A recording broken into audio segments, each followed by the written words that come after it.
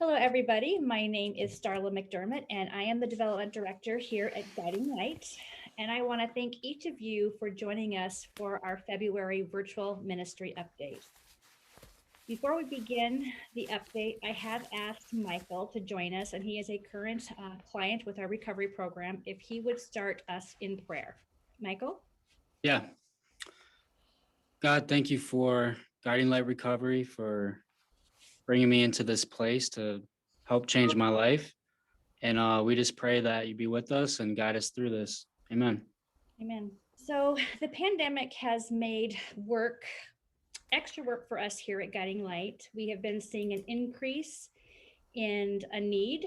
There's been a lot of challenges, and our recovery staff has stepped up to help with that need. So tonight we're going to focus our virtual update on what we are doing in Guiding Light Recovery, what the unique challenges are, and what the staff are doing. I have asked Phil Tower, who is an advocate and friend of Guiding Light, to host the event tonight. Phil, thank you so much for joining us, and I am going to let you take it away. All right, thank you, Starla, and thank you, Michael. It's a pleasure to be here and also to have this opportunity to update the donors and friends of Guiding Light. And what's really important is that we take this time to kind of give you an inside picture of what's happening, as Starla indicated here in February of 2021 into the new year. I'm very pleased to be joined, in addition to Michael, who is a client in the recovery program. Very pleased to be joined by Brian Elve, the recovery program director, and Brian and I have spoken before. Brian, it's good to talk to you again. This is an important opportunity to bring Friends of Guiding Light up to date. Let's talk about recovery. And before I talk about and ask you about talking about the unique aspects of Guiding Light recovery, let's talk about the challenges of COVID. First of all, can you touch on that briefly, and then we'll get into the unique properties of and the specialness of Guiding Light recovery? Yeah, our biggest concern is keeping men safe. We are going about protective measures with masks and social distancing. Men come into the program, we either get them COVID tested right away or they come in with a COVID test before they're kind of invited into the population to do what we can to make sure that the other men stay safe. Staff is wearing masks. So we're kind of doing the full, gamut of what we hear in the media about best practices for men to stay safe. And with that, someone who's been encouraged to change or knows their life needs to change for it to get better, they're always looking for or can be looking for a reason not to go into long-term treatment or treatment that they may need. And sometimes that COVID test or getting a COVID test can be like, well, I don't want to come there if I've got to wear a mask. And so these are conversations we have with men, like, is this really going to be the thing that's going to keep you from getting help? And I think we've done a pretty good job navigating some of those conversations, but it is kind of it creates some difficulties. I'm so glad you mentioned that. It is a difficult time. It has impacted every aspect of business and private life, and it's important we talk about that because recovery is it's an important commitment. It's also a partnership. It's the first thing a lot of folks see when they go to your website. It's a part of your mission statement. Guiding Light partners with individuals in recovery. It's helping them reach their God-given potential, which is so powerful. Let's talk about what makes recovery so unique and so different at Guiding Light. Now, I know we're really fortunate to have Michael, who is in the recovery program with us. Brian, you're seeing it firsthand every day. What I know it may not be as special to you, but what makes it special? What makes it different? And what makes it so effective? Well, I see it, every day, and it really, I just so enjoy talking about this because I'm always encouraged every time I get an opportunity to speak to this. And for me, one of the biggest things, it's the culture of change that I think we have going on. And so we are a peer support group, staff, everybody these guys come in touch with are in recovery themselves. And so it is a relational program. For one, we have the gift of time. And during these 4 months, 6 months, 8 month, even that they might be with us, we create a relationship, not just the men with staff, but the men with other men. And you mentioned every day. So today I want to share something with you. Like this just happened a few hours ago where someone that came to us who wanted to leave almost the day he got here told me, now he's been here, I think 2 weeks, that he wouldn't have stayed if it wasn't for his roommate kind of explaining to him why we do some of the things we do. So some of the things we do can seem quite strange to somebody who's been kind of living the addictive life and in the middle of their addiction using substances, and a lot of the stuff's not going to make sense to them. And why do I got to do this? And who are you to tell me this? And his roommate just said, listen, give this a shot. They're not here to hurt you. They're here to help you. And he said, if it wasn't for my roommate, I wouldn't be here right now. So I think that's just an example I had from today. And if we ask the men that have been in the program for a long period of time, they say it's the culture, the relationships they've developed, and seeing and helping each other grow. Yeah, it's peer to peer. It's not, um, someone like you talking down to somebody. It's really that sharing that's so powerful, and I'm so glad you made that point. And that encouragement. Who knew that that roommate would have such an impact? And you even wonder if they knew. And I love that story. It's really powerful. You have with us today Michael, who is in recovery right now, and this is a great opportunity to kind of get an inside look at that process, whether it's the intake or it's somebody who's been here a while, like Michael. Brian, I'll let you, since you have better experience with Michael than I do, I'll let you kind of introduce him and his story. And yeah, I mean, Michael's with us right now. Michael's been with us right at the 4 month, just a little bit over 4 months. Came to us from a very supporting community in Lansing, in which he, I think, kind of really appreciated. And I think Guiding Light, I don't want to say too much about kind of how he can explain this himself, but I just think he's kind of opened his mind to other ideas, and I think he's a good example of kind of being willing to try to do something different. And so here's Michael.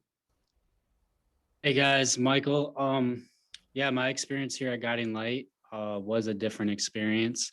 I did go to rehab in 2016 for a whole year, and I got cleaned up off of heroin.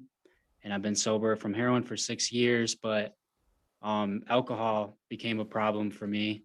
And the people in Lansing, they're the ones that have supported me in addiction and helped me get clean from the heroin. And my pastor, my friend, he came to my house when I was drinking at noon and said, hey man, it's time again. It's never too late to keep asking for help, keep peeling back the layers. And we all need resets and to figure it out. And so because I trusted him and I've been in that community and they've helped me a lot over the course of 4 or 5 years, I just trusted them and I knew that I needed help. And so I didn't come to Guiding Light with the intention of like, yeah, I'm going to change my whole life. Everything's going to be great. It was more of, I was so broken and depressed and isolated from a healthy community. And I just didn't have hope. And I was like, all right, whatever, I'm just going to go. And so when I got here, I was pretty low. And, Brian talked about culture. And, I'm so used to a certain type of culture. So obviously being in a different one was uncomfortable. But, I remember my first day here, there was a guy that came into the room when I was on probation. And I had all these thoughts in my head trying to figure everything out. And he just encouraged me, told me his story, told me that, it's worth it. I was in the same room by myself and you'll get through it. Just take it one day at a time. And, from then, it hasn't been easy. There's highs and lows and everything in life. But I think I just started to be more open-minded to new ideas. Like I was intrigued by the focus points they have here at GLR. And I feel like they just nail each thing that helps you live a different type of way. A lot of the program is action-based. So as an addict, alcoholic, I'm like, yeah, I want to do this. I want to do that. I want to change. I want to be a good dad in the future and all these things. But it takes small milestones, small actions to make that happen. And so I feel like there's just a a reality check here. Like, yeah, you say you're a good person, but your behaviors just don't align with that.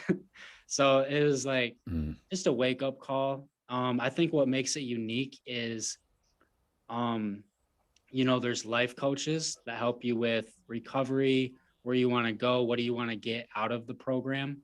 And then there's your uh, counseling with Norm, and that's more processing the past, where you're at today, your anxieties of the future. It's a lot of therapy. And then spiritual direction. I really enjoyed spiritual direction because it wasn't one person pushing a religious belief. It was more of like an AA stance of your higher power, what you believe, pursue that, and really just directing wherever you decide to go spiritually. Mhm. So I really was open to that idea that, you know, religion in the past has made me kind of bitter towards rules and all these things that I feel I have to do to be worthy. And I'm just learning a new way to live. And honestly, I don't have it all figured out after 4 months, surprisingly. But it's gonna take time. But I think also I want to mention this too. Like, I was never open to AA, and I think a lot of religious people in my life, not the community in Lansing, but just in the past, even before that, um, they were like, "Oh, you need to try Celebrate Recovery or this or that," because you know people in AA, they don't really believe in God; they believe in a higher power, and it could be the table, it could be a tree, it could be whatever. It's really confusing. And so when I was open to AA, the principles in AA are just awesome. The idea of acceptance is the centerpiece to all my problems, and just learning acceptance, accepting people, places, things. It's such a big part of life that can be applied to anybody that wants to change. So yeah, AA has made a big difference here in just the AA community. So there's a lot of different variables here in the program. It's a holistic approach. I think that's why Jerome, my friend and pastor, he was like, "Hey, Guiding Light's the place." Um, they're involved in the community. Yeah, so that's what my experience has been, and now I get to work here and help people just like me, and it's an experience I didn't think was going to happen my first day. So any encouragement I have is give it a shot, take it one day at a time, be open to new things, and that's how your life begins to change. Michael, you told your story beautifully. And I want to ask you, you said when your pastor came to you in Lansing 4+ months ago, you said your hope was probably on a scale of 1 to 10, it was probably a zero. Um, Not only is Guiding Light helping you on that road to recovery from alcoholism, but can you talk about your hope today? You're 4 months away from that day, 4 months plus, and just kind of how you've seen that start more light at the end of the tunnel, starting to see more hope there. I would say the biggest hope I have is better connection with people. Because when I am addicted and I'm drinking and using drugs, I isolate. I am not in community. I can be around a bunch of people but still hide. So I have hope that I'm gonna have better connections with my friends, family. Fear was a big deal for me, and just what people thought of me. Like, doing this would have gave me extreme anxiety, and just being, kind of forced into the unknown so many times in this program has really built a confidence in me that, I can do things that I'm not used to and it'll be okay. So I have hope for new opportunities. Well, let me tell you, and I mean this with the most sincere heart I can offer this. Um, I've been in broadcasting for decades, way longer than I like to admit. You have a gift for this. You're really good at it. Your story, you just told that so eloquently and so credibly, and you really have a gift for that. I can tell how sharing that has just been a part of this whole recovery experience. So I thank you for that. It's been really great. And Brian, I thank you for the introduction to Michael. This has been really special. Yeah, thanks, Brian. Brian, do you have anything else that you would like to share that does make Guiding Light's recovery program more unique? Michael has shared a lot, but there's so many little aspects that I just, when you speak of them, that I think would be very beneficial for our donors to hear. Well, most of the men that are here have been in other recovery programs. And so we kind of know what's out there. And this is not saying our program is better. It just seems to be a little bit different. And one of the things that's different is it's not prescriptive in the sense that you need to do these 5 things and do them really well, and then we're going to tell you you're going to have this blessed great life. We try to kind of get into the reality of the situation of, what are the things, factual things I've done, where has this led me to, and then also like how do I do life? I say that all kind of, we really try to get to know the men. And so the ones that are a little bit ahead at times are the ones that are willing to be as open and as honest as possible. So from day one, we're saying, listen, we want you to come to this program, but this is based on your level of honesty and your level of commitment to sharing what's really going on in your life. And I think over time, if they're going to stay, they almost have to go there to an extent. It's really difficult to stay here that amount of time and kind of hold all this stuff in. And so there's that part. And there's also the Iron House piece of our transitional housing in Kentwood, where, men go through the 4 months, they start looking for work, they get employment, they stay downtown at 255. They then fill out an application to go to Iron House. And it's a very non-traditional way to do transitional recovery housing, meaning you have to go through the Guiding Light program to even get the opportunity to go there. So everybody kind of knows everybody to an extent, or they've all had a similar shared experience. So they have this commonality. You don't go to Iron House if you're not committed in some regards to stay sober. So there's another common thing. And they want each other to succeed. They want to kind of, the game's been raised up a little bit, because now you're out working, you need to pay rent at Iron House, you hopefully are facing, if you have debt, or maybe facing child support, or facing some other issues in your life head on, and you're doing that under the umbrella of Guiding Light with the men you've gone through the program with. So out there, 78% of those guys that are going out there are staying sober a year. And as we've continued to do this, the 2 years, the 3 years, the 4 years sober are there too. So it's just really exciting. We didn't really kind of know it was going to go this way. And, I think a year ago, we had over 23 men move to Iron House. So COVID's kind of put a little bit of a halt to that because of just the numbers and being able to keep men flowing through the program at the same rate.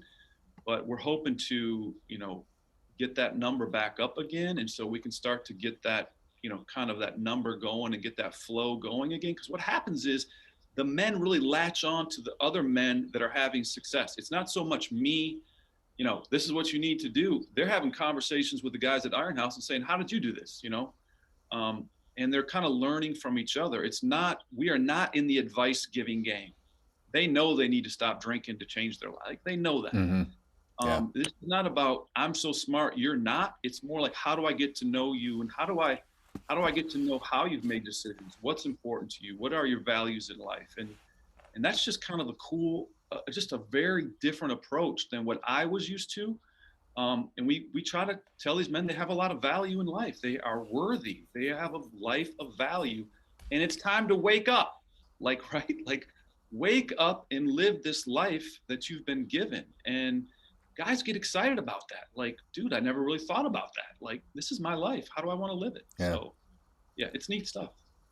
And I think what's really special about Iron House, every time I have the privilege of talking with you and anyone from Guiding Light about Iron House, is that the fact that the success is built, the foundation is the men there cheering each other on, and the men who, the longer they are away from that last drink, it really kind of is this internal energy.